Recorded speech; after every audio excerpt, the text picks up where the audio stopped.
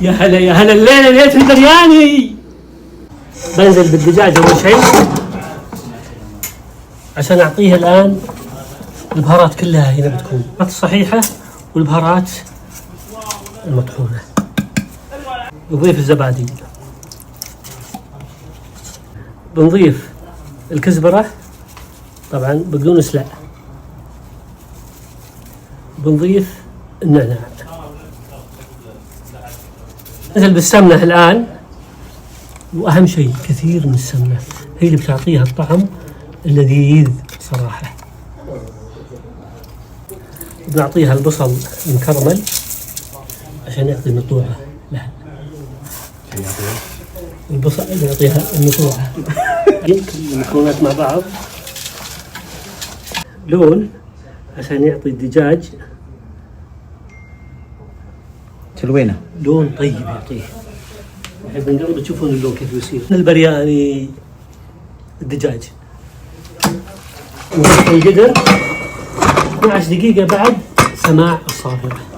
حلق الرز أنا بسلقه بالسمنة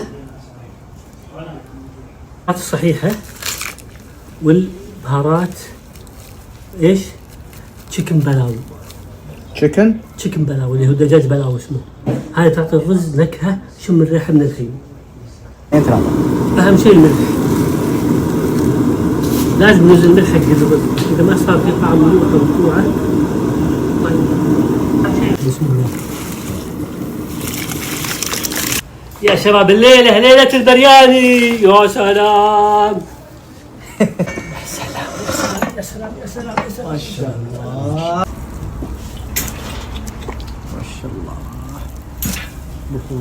بنضيف طبعا الألوان. هذا اللون بيعطيه شوي حمار، هذا اللون بيعطيه صفار، هذا نادي الفيحة زين. وهذا عاد الزعفران الأصلي، بولة الزعفران الأصلي تعطيه طعم جدا لذيذ. بننزل البصل المكرمل، بننزل بموية الورق، بموية الزهر آسف، بننزل في كزبرة، قليل من النعناع، بعدين نعطيها البهارات أو المكسرات، أقصد البهارات والقنابل.